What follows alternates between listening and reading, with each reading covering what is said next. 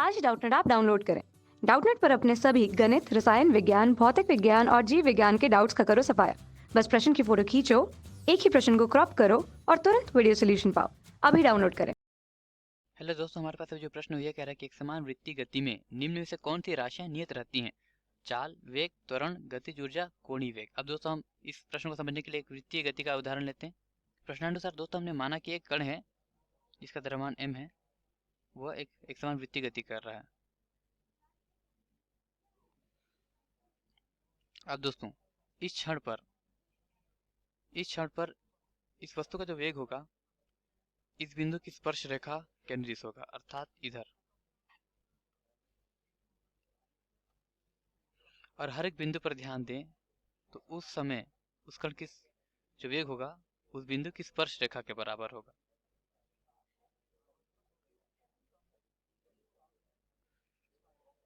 अर्थात दोस्तों वेग है उसकी दिशा बदल रही है, अर्थात वेग बदल रहा है। तो हमें पता चल गया वेग बदल रहा है। अब दोस्तों इसके जो त्वरण की दिशा होती है उसके केंद्र की ओर होती है, अर्थात दोस्तों इसका जो त्वरण होगा वो केंद्र की ओर होगा। अब दोस्तों प्रत्येक बिंदु पर त्वरण का मान होगा केंद्र की ओर होगा। दोस्तों इसकी दिशा बदल रही है, जो त्वरण है वो भी बदल रहा है, त्वरण बदल रहा है। अब दोस्तों जो गति होती है वह वेग का परिमाण होती है, अर्थात इसमें कोई दिशा नहीं होती है, अदिश राशि होती है। अर्थात दोस्तों चूंकि एक समान वृत्तीय गति है तो इसमें जो गति का मान होता है वह नहीं बदलता। अर्थात दोस्तों हमें पता चल गया गति नहीं बदल रही। और जो गति ऊर्जा होती है दोस्तों उसका मान होता है 1/2 द्रव्यमान चाल का वर्ग। अब दोस्तों चूंकि चाल नहीं बदल रही, द्रव्यमान भी नियत होता है, तो इस प्रकार ये भी नियत होगा, अर्थात ये भी नहीं बदलेगा। अब दोस्तों कोणीय वेग जो होता है वो प्रति सेकंड कितना कोण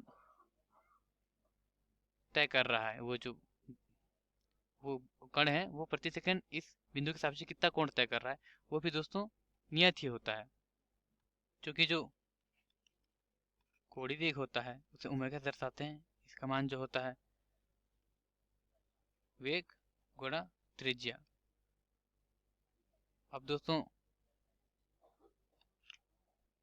इसकी जो दिशा होती है वो इस अक्ष के जिस अक्ष के अनुदिश चारों ओर ये घूम रहा होता है। ये भी एक सदिश है, ये क्रॉस गुणा होता है। तो इन दो सदिशों का जो कि v है इसके अक्ष के इस बिंदु के स्पर्श रेखा की ओर, त्रिज्या अंदर की ओर, तथा इन दोनों का जो क्रॉस गुणा होगा वो इन दोनों सदिशों के लंबवत होगा। अर्थात इस अक्ष जिस अक्ष के चारों ओर ये कण घूम रहा है, अर्थात दोस्तों इसका मान कभी नहीं बदलता, ये भी नियत ही होता है।